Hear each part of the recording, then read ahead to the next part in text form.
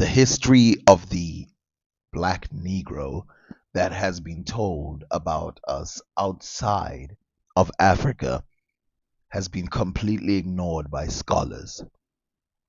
And no matter which historian you look at from whatever era, as long as he traveled the world, they mention seeing Negroes on almost every corner of the world.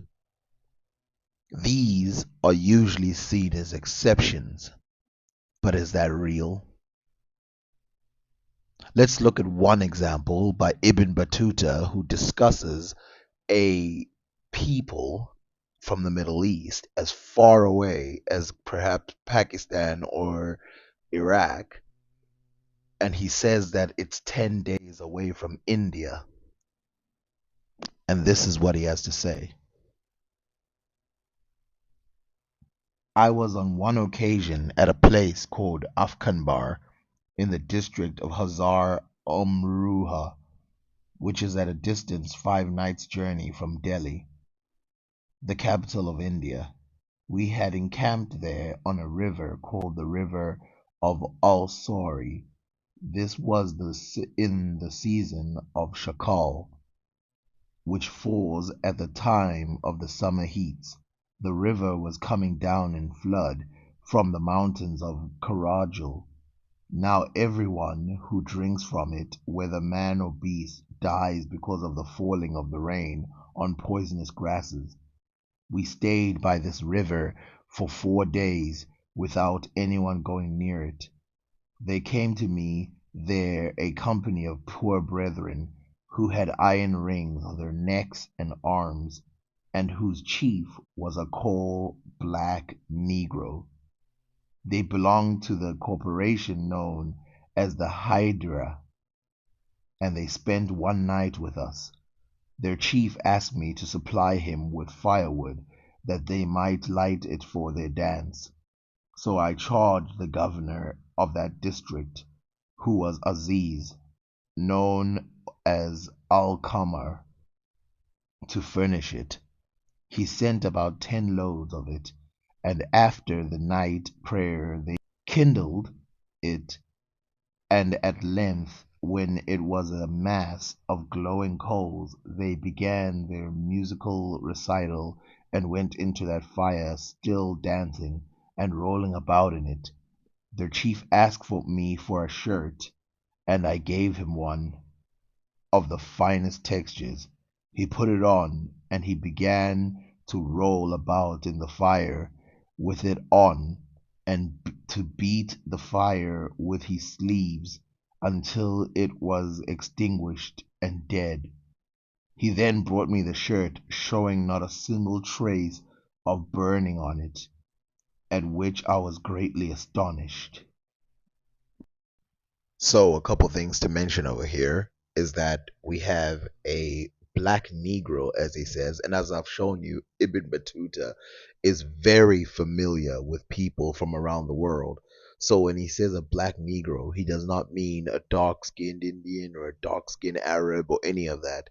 He's been to Mali, he's been to Ethiopia, he's been to Sudan, Egypt, China. He is a world traveled man, and for him to claim that this person is a dark skinned Negro means that's what he is.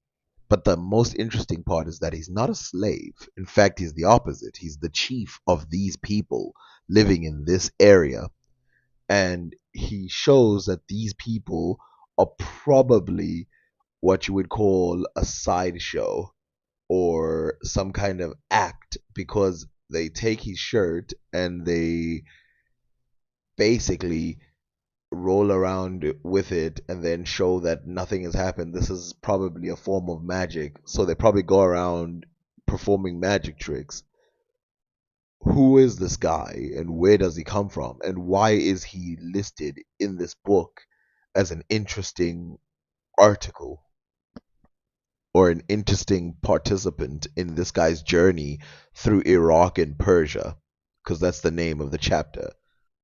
And notice that the very next place he goes is Al Basri, which is very close to those regions. So this is nowhere near Africa. The interesting part is that he describes these people as coal black in that area, and that is probably referring to a Sudanese type of people. But you notice this over and over again in the Arabic text and Greek texts, is that they separate the types of black people that you can get. For example, the Guinea are usually explained as a mid-tone browner skin compared to the Nilotics, who are usually co- depicted as steeped in darkness, or like this version of the book said, coal black.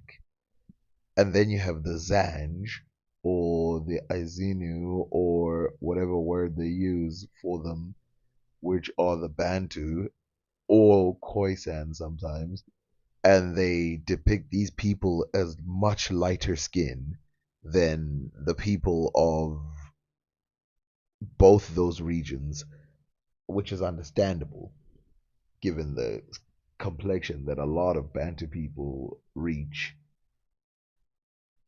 The interesting part of this is that they separate it. So when Al Masudi says he sees Ethiopians of Abyssinia, he says he sees tiny Abyssinians who ride the oceans. Then he says that Indians tend to take Abyssinians on boats because people fear them and they help stop pirates. These are very specific, they're not describing specific people.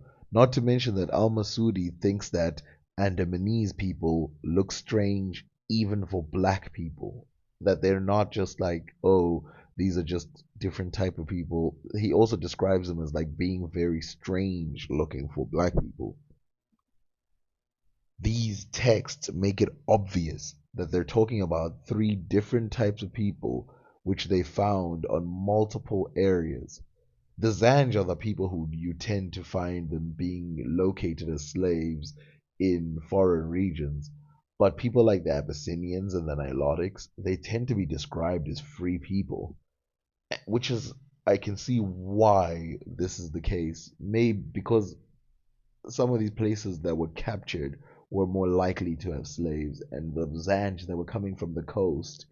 By the way, this isn't all the Zanj. There were a lot of free Zanj nations, but a lot of the Zanj would be the ones that would encompass the majority of imports of slavery rather than these other two areas, which were usually either conquerors or free men operating through that region. And for the, probably not the final, but for the next time, again, I will stress that something that they always mention when they mention Abyssinians or whoever is, firstly, they always mention men without women, or they will mention the woman and they'll instantly mention how powerful they are.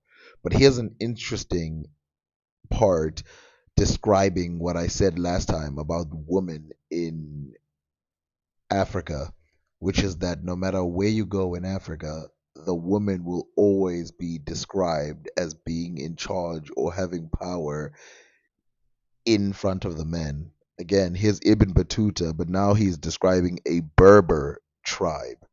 Now, again, this is a misconception that they are in charge, but he sees it as if they're in charge because they are given some power. We then came to the country of the Bardama, who are a Berber tribe.